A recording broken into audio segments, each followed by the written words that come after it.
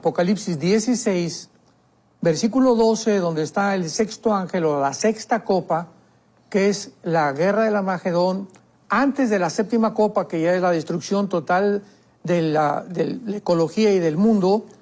Dice: el sexto ángel derramó su copa, Apocalipsis 16, versículo 12, y veamos con mucho cuidado lo que dice. Sobre el gran río Éufrates, y el agua de este se secó para que estuviera preparado el camino a los reyes del oriente. O sea, vemos aquí una intervención divina y una intervención satánica en el mundo. La pregunta es cómo pueden convergir estas dos voluntades o estos dos sistemas para que tengamos una explicación, y esto nos va a ayudar muchísimo a entender la mente de Dios. Entonces vemos que aquí Dios está preparando, manda un ángel para que se seque el río Éufrates y para que los reyes del oriente se dirijan hacia la planicie, que es el Valle del Megido, que está en Israel, que es donde va a tener lugar la Tercera Guerra Mundial. Y vemos a continuación que dice el versículo 13, y vi salir de la boca del dragón, o sea, al mismo tiempo, qué interesante, al mismo tiempo que los ángeles están preparando el camino para esta guerra y para que vengan los ejércitos, vemos que Satanás, de su boca salen 3 espíritus inmundos a manera de ranas, de la boca del dragón, de la boca de la bestia y de la boca del falso profeta, que son espíritus de demonios que hacen señales y van a los reyes de la tierra para reunirlos a la batalla de aquel gran día del Dios Todopoderoso. Pregunta, entonces, ¿quién está haciendo esa reunión? ¿Quién está detrás convocando esta reunión para la Tercera Guerra Mundial? Porque por un lado vemos que Dios está interviniendo y por el otro lado Satanás está enviando y contribuyendo a este plan sin que él se dé cuenta, lo vamos a explicar, sin que él se dé cuenta que algo está mucho más grande que él, que es Dios, porque Dios es omnisciente y todo lo sabe.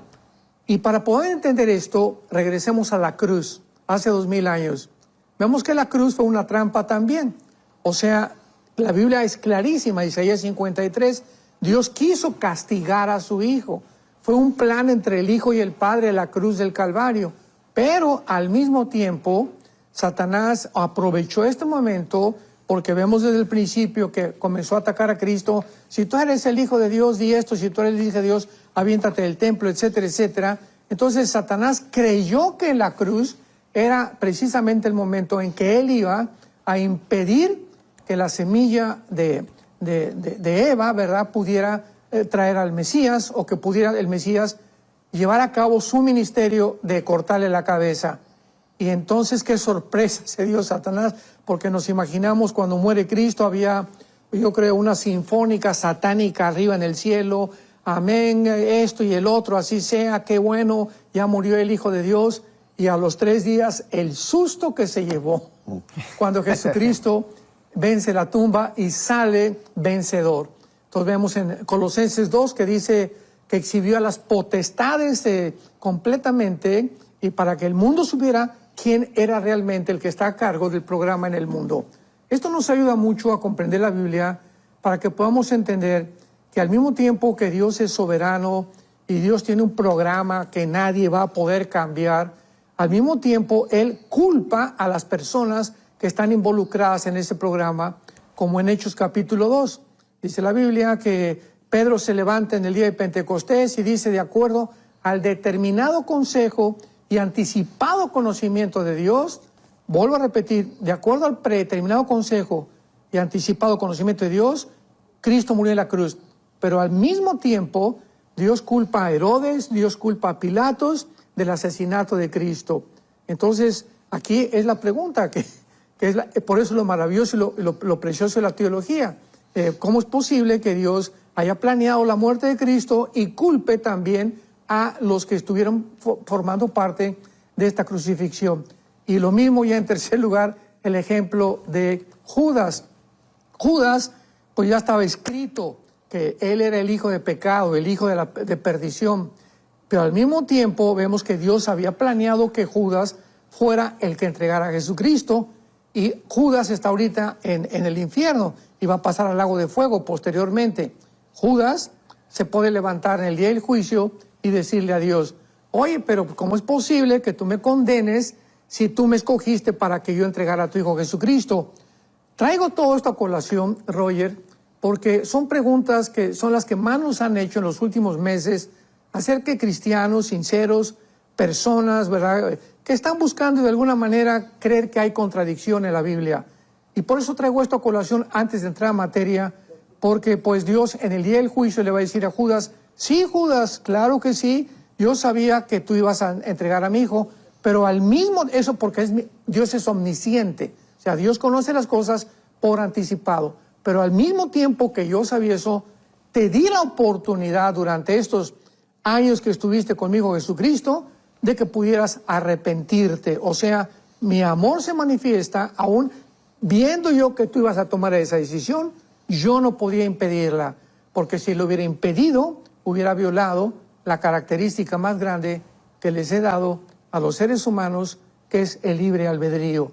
Así que esta es la razón por la cual somos responsables, y en el infierno va a haber un letrero, ¿verdad? No puede haber un letrero que diga, pues yo estoy aquí en el infierno porque Dios no me escogió, ¿verdad? Que es el hipercalvinismo. Entonces es una exageración. Entonces en el infierno y en el lago de fuego van a estar las personas que deliberadamente tuvieran la oportunidad de poder aceptar la salvación. Así que es lo que sucede y lo que vamos a ver en el juicio final de las copas del Apocalipsis. Salmo 9:15, este versículo me encanta. Salmo 9:15 dice, se hundieron las naciones en el hoyo que hicieron, en la red que escondieron fue tomado su pie. O sea, al mismo tiempo que Dios sabe perfectamente bien por su omnisciencia a dónde va a desembocar y dónde va a terminar el mundo, vemos que es las mismas naciones las que están propiciando que se lleve a cabo el plan de Dios, porque Dios sabía lo que iban a hacer. Pues ahorita, ¿qué están haciendo las naciones? Se están hundiendo, están haciendo un hoyo cada vez más profundo sin darse cuenta que ahí van a caer. Y en la red, o sea, en la trampa que las naciones están escondiendo para nosotros, para la población, como la pandemia y las vacunas y esto y el otro, y ahora que se viene que la viruela del mono y puras barbaridades, y tratar de llegar al control de las naciones, quitar la soberanía nacional a las naciones, el Foro Económico Mundial que va a crear una superraza. Todo eso es control, control, control, control, sin darse cuenta que es una trampa en la que ellos van a caer. Y este es donde va a converger completamente, al final, la Tercera Guerra Mundial. Todo el mundo está, politólogos, escritores, filósofos, personas, políticos, preguntándose, antropólogos, ¿realmente estamos al borde de la Tercera Guerra Mundial? El mismo presidente Donald Trump acaba de hacer una declaración que estábamos a borde de una Tercera Guerra Mundial, y la respuesta no es correcto, no es verdad, porque no estamos al borde de una Tercera Guerra Mundial nuclear. La Biblia lo dice claramente. La Tercera Guerra Mundial, conocida como la guerra de el Armagedón, la palabra Har-Magedón en el hebreo significa el monte de la matanza, y se va a llevar a cabo en el valle de Josafat, en el valle del Meguido, y va a ser cuando todas las naciones del mundo vengan para tratar de destruir a la nación de Israel. O sea, no va a ser una guerra de China contra Rusia y Rusia contra Estados Unidos, porque posiblemente ya ni Rusia ni Estados Unidos existan para la Tercera Guerra Mundial. Es muy probable que Rusia caiga también, al igual que Estados Unidos. China sabemos que va a sobrevivir, aunque no va a tener una participación directa, porque el gobierno, repito, pues va a ser islámico. El anticristo surge en lo que es la Mesopotamia geográfica del Medio Oriente, que fue Siria e Irak, y de ahí, de acuerdo a Daniel 8, de ahí surge la persona del anticristo, que va a ser para los musulmanes el Mahdi, el líder que va a traer, o el Mesías que están esperando ellos, para nosotros el anticristo. Así que no nos encontramos más que en un mundo donde estamos en los principios de dolores. Estamos bien, va a haber guerras, posiblemente la próxima guerra sean de las naciones árabes otra vez contra Israel, pero la Tercera Guerra Mundial, la cristiandad, nosotros ya no vamos a estar aquí, gracias a Dios. Y para tener un poco más de background, como decimos, o sea, antecedentes, es importante ver que en el Antiguo Testamento, para poder entender lo que es el Nuevo Testamento, que en el Antiguo Testamento se usan varios términos para estos 7 años de tribulación, o se conoce como la semana 70 de Daniel, el día del Señor, el día de la ira, el día de Jehová, etcétera, etcétera. Siempre que veamos estos términos en el Antiguo Testamento, sabemos claramente, siempre que se refieren, esto nos ayuda muchísimo a los que estudiamos la escatología, a poder determinar en qué tiempo nos encontramos. Porque aunque no sabemos el día y la hora, desde luego, de la venida de Cristo, como dice Juan, amados, 1 Juan capítulo 2, sabemos que estamos en el último tiempo, como lo sabía Juan, como sabía Pablo a los tesalonicenses en cuanto a los tiempos y las ocasiones. No tenemos necesidad de que yo les escriba. Entonces tenemos que saber claramente que sabemos en qué tiempos podemos encontrarnos por las señales que están claramente descritas en la Biblia. Dice Isaías 13, versículo 9. He aquí el día de Jehová. Es el término que se usa para los 7 años de la tribulación. Repito, siempre el día de Jehová, el día de la ira, el tiempo de angustia para Jacob se refiere a los 7 años de la tribulación. He aquí el día de Jehová. Viene terrible de indignación y ardor de ira para convertir la tierra en soledad y raer de ella a sus pecadores. Lo comparamos con Mateo 24, 21, que Jesucristo dijo, porque viene tribulación como jamás la ha habido. O sea, la Biblia siempre está apuntando a un tiempo específico que es el final del programa de Dios para Israel, no para la iglesia. Vemos nosotros también en Jeremías 30 que dice el tiempo de angustia para Jacob, que es el tiempo de angustia para Israel. Entonces, en Daniel capítulo 12, versículo 1, pues dice, hablando del ángel el arcángel que va a proteger a Israel en este tiempo, que es el tiempo en el que jamás ha habido. Entonces, hay un tiempo específico, bíblico, que es de la ira de los juicios de Dios. Porque nosotros ya fuimos librados de la ira, de la condenación eterna, ¿verdad? Entonces, el cristiano no está puesto para la ira. Y cuando alguien dice cuando dice la Biblia que seremos libros de la ira, 1 Tesalonicenses 1, 9 y 10, capítulo 5, creen que es el tiempo el que nos va a librar, pero no es ese. Nosotros libra de la ira del juicio y que va a caer sobre el mundo del tiempo de la tribulación. Entonces, claramente la Biblia, tenemos que entender esto, ¿verdad? Que el día de Jehová es el día de la ira. Ahora, esta es la razón por la cual en la segunda carta a los tesalonicenses se ha confundido también muchísimo, porque muchos han tratado de entender qué es lo que significa o por qué el apóstol Pablo está diciendo que el anticristo no vendrá antes del rapto o antes de la tribulación. Y esto tenemos que entenderlo en la segunda carta a los tesalonicenses, cuando dice con respecto a la venida de nuestro Señor Jesucristo y nuestra reunión con Él. Ahí apúntalo si tienes tu Biblia, y nuestra reunión con Él está hablando acerca del arrebatamiento de la iglesia. Vamos por orden, precepto sobre precepto, versículo sobre versículo. Que no se dejen mover fácilmente en vuestra manera de pensar, en el sentido, ¿qué dice ahí? Que el día del Señor está cerca. La iglesia de Tesalónica estaban asustados porque se levantaron muchos falsos profetas diciéndoles que ya se encontraban ¿en dónde? ¿En qué tiempo? En el día del Señor, en el tiempo de los 7 años de la tribulación. Entonces Pablo inmediatamente les contesta, ¿verdad?, en esta segunda carta, que no tienen por qué asustarse, porque antes de la tribulación se tiene que manifestar el anticristo y número 2, se tiene que manifestar la apostasía. Entonces, pues para que haya tribulación, tiene que haber un anticristo. Para que haya una marca de la bestia, tiene que haber un anticristo. Entonces, mientras no hay una marca, un anticristo, no estamos en la tribulación, ni en el cuarto sello, ni en la quinta trompeta, como muchas personas dicen, porque pues, para que esto se cumpla, primero tiene que estar el anticristo. Y ya Pablo más adelante escribe, ¿verdad?, claramente que el anticristo no se va a manifestar hasta que lo que lo está deteniendo, que es la iglesia, el Espíritu Santo, sea sacada del mundo. En el momento en que la iglesia sale del mundo, se desborda la maldad, el anticristo surge, pero nosotros ya no estamos aquí. Entonces, esto es muy importante al abordar los juicios de las 7 copas que estamos describiendo en este estudio, para que podamos entender claramente que si no ponemos la A antes de la B y la B antes para la C, nos vamos a confundir. Y la razón por la cual muchos se confunden, ¿verdad?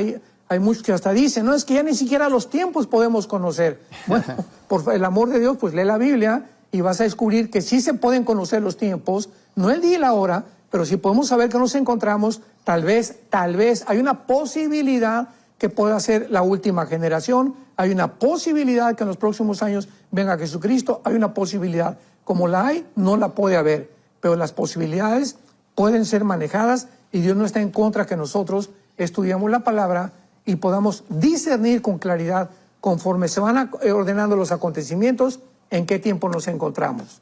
El sexto sello, la séptima trompeta, pongamos atención en esto, y la séptima copa son 3 eventos paralelos. Vamos, por ejemplo, a ver claramente que el sexto sello está escribiendo la séptima copa, está escribiendo la séptima trompeta.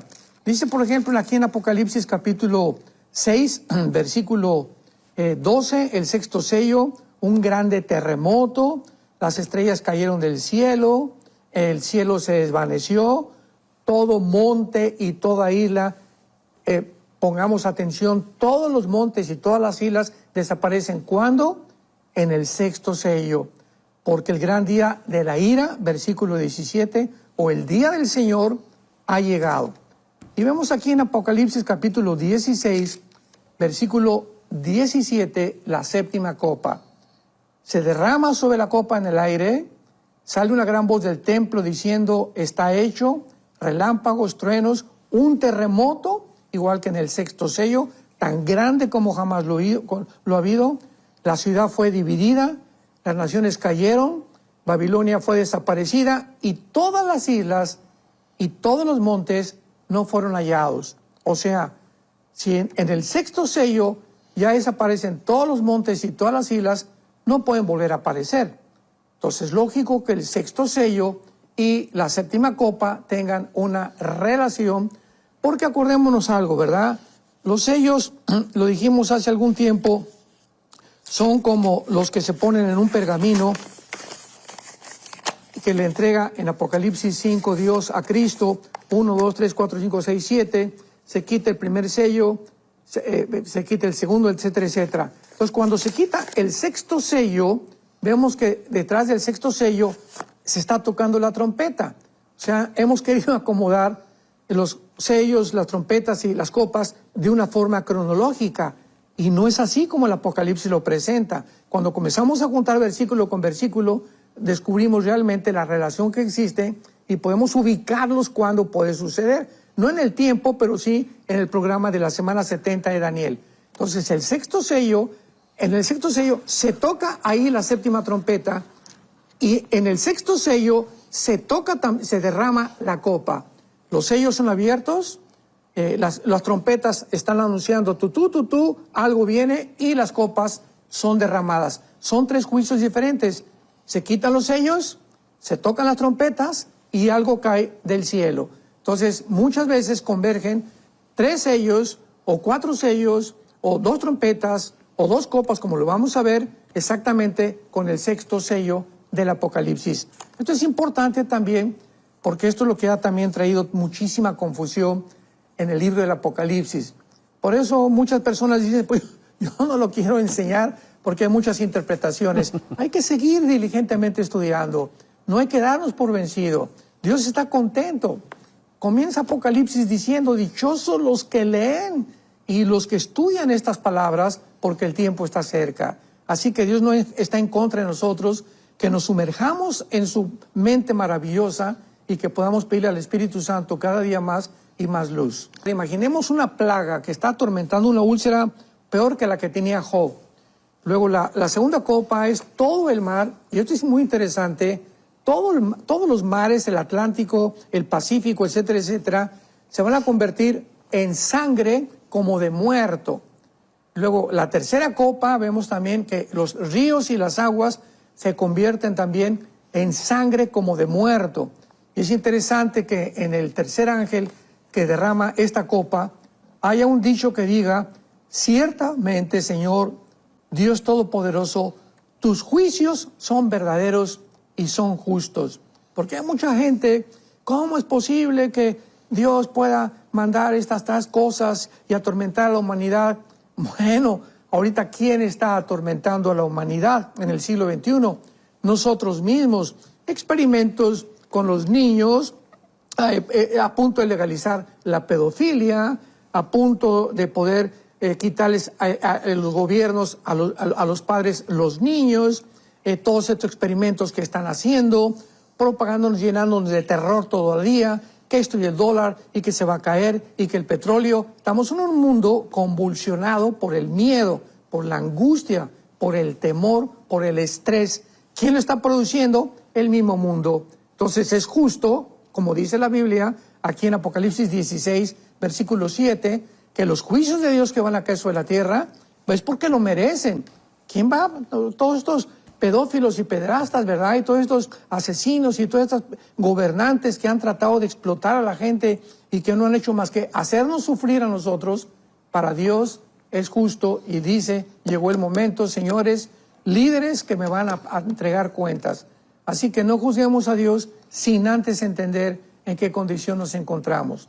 Y por eso, como dice Jonás, los primeros 4 juicios son tan terribles que si no se hubieran detenido, ¿verdad? Si Dios no hubiera relajado, hubiera acabado la humanidad. Porque vemos que el 5º sello es finalmente la copa que cae, la 5ª copa que trae sobre el trono del anticristo, que va a estar en Israel. Porque el anticristo, cuando Jesucristo venga, va a ser localizado en Jerusalén. Entonces todo Israel será completamente lleno de tinieblas, porque lo convirtió el anticristo en su reinado y en su centro o sus cuarteles generales de su gobierno. Dice Romanos 8:1 que ninguna condenación hay para el que esté en Cristo Jesús. Dios ha pagado por el castigo eterno que merecíamos, el infierno que merecíamos y el destino de condenación eterna que merecíamos. Todo lo llevó Él sobre la cruz del Calvario. Ahora también es muy importante que nosotros podamos entender, ¿verdad?, que estas copas tienen claramente un propósito para que podamos nosotros ir poco a poco acercándonos al final de las copas, que es la 7ª, y que vamos a ver claramente que pues ya es la consumación de todas las demás. Pero esto es muy importante porque esta será la copa que atemoriza al anticristo, la 5ª copa. Dice la Biblia que se derrama sobre el trono de la bestia y su reino se cubre de tinieblas. Vamos a comparar este pasaje con Daniel capítulo 11. Es muy importantísimo que cuando estudiemos la Biblia no saquemos un solo versículo nada más, porque, ¿verdad?, se saca fuera del contexto, se hace un pretexto, como dice el dicho. Entonces tenemos que comparar siempre Daniel con Apocalipsis, con Ezequiel y con Zacarías, principalmente, y con Joel, Ezequiel, Isaías, Daniel, Joel, son importantísimos para estudiarlos junto con el Apocalipsis o el Apocalipsis con estos profetas, porque estos profetas nos dan claves que se encuentran en el Apocalipsis de símbolos que se convirtieron en símbolos para que podamos nosotros interpretarlos de acuerdo a las Escrituras. Dice en Daniel 11, versículo 40 en adelante, describiendo este pasaje, la última, podríamos decir, el último año del anticristo, la última etapa del anticristo, y repito, vayamos viendo cómo va en este último año del anticristo, de una forma rapidísima, conforme a la 5ª copa, convergen estos eventos para que entendamos en dónde está localizado el anticristo y qué va a hacer el anticristo antes de que venga Jesucristo a destruirlo. Daniel 11, versículo 40. Al cabo del tiempo, el rey del sur contenderá contra él y el rey del norte se levantará contra él. Cuando dice la palabra él ahí en tu Biblia, ponle un círculo porque se refiere al anticristo. O sea, aquí el rey del norte no es el anticristo ni el rey del sur. El rey del norte, ¿verdad?, es Egipto, y el rey del sur posiblemente sea otra nación que surge en el Medio Oriente con la cual el anticristo va a destruir. Y dice el versículo 41, entrará a la tierra gloriosa, o sea, a Jerusalén. Y muchas provincias caerán, mas estas escaparán de su mano: Edom, Moab y Moab, Edom y Moab y Amón. Estas tres provincias que se mencionan aquí son Jordania del norte y Jordania del sur y Jordania del occidente, casi lo que hace con frontera con Israel. Entonces vemos nosotros que Jordania, el anticristo, va a derribarla, va a atacar de alguna forma, y es interesante que Edom y Moab descienden de Lot, Génesis 19, de ahí vienen los moabitas o los edomitas que se convirtieron en enemigos de Israel. Entonces vemos que Jordania al final del tiempo va a traicionar a Israel. Ahorita el rey de Jordania está muy pacífico y esto y el otro y está permitiendo algunas cosas, pero Jordania va a traicionar a Israel al final. Y dice el versículo 42, extenderá su mano contra las tierras y no escapará el país de Egipto. El anticristo también va a atacar a Egipto y a Jordania. Ya tenemos a dos naciones árabes que el anticristo les declara la guerra. Y se apoderará de los tesoros, y los de Libia y de Etiopía le seguirán, que son naciones, ¿de dónde? Del norte de África. Y la comparamos con Ezequiel 38, y Libia y Etiopía vienen en la invasión que se viene del norte en contra de Israel. Entonces, qué interesante es que diga que los de Libia y de Etiopía le seguirán, dándonos a entender claramente que Gog, en Ezequiel 38, es el anticristo. Y la guerra de Gog y Magog, 38 y 39 de Ezequiel, es precisamente la guerra final, la tercera guerra mundial, la guerra del Armagedón. Porque al final de la guerra de Gog y Magog, Israel se reconcilia con Dios, Dios los perdona, Dios derrama un espíritu de arrepentimiento sobre la nación de Israel, y es el propósito del refinamiento que Dios quería para Israel, que para que pudieran entrar al milenio junto con la iglesia y que pudiera Dios cumplir la promesa que los iba a restaurar antes de su segunda venida. Y finalmente dice el versículo 44, noticias del oriente y del norte lo atemorizarán, que fue lo que leímos en el libro de las copas, ¿verdad? Que el anticristo va a ser atemorizado por noticias que vienen del oriente. O sea, el oriente no solamente es China, ¿verdad? Puede ser Turquía, pueden ser otras naciones, pero aquí vemos que estas noticias lo van a atemorizar, lo que nos da a entender que el anticristo no va a gobernar el mundo entero, porque va a haber naciones que se van a oponer contra él. China no va a estar bajo gobierno del anticristo. El anticristo tendrá 10 gobiernos nada más para controlar el mundo entero, y plantará sus tiendas en los mares y el manto glorioso, y más llegará a su fin y no tendrá quien le ayude. Así que es interesantísimo esto de ver cómo terminará el anticristo ahí en Jerusalén. Va a atacar Jordania, finalmente va a atacar Egipto, y cuando acabe con estas dos naciones árabes, viene Jesucristo en la guerra del Armagedón, y entonces ya termina completamente con la segunda venida de Cristo la historia también para Israel.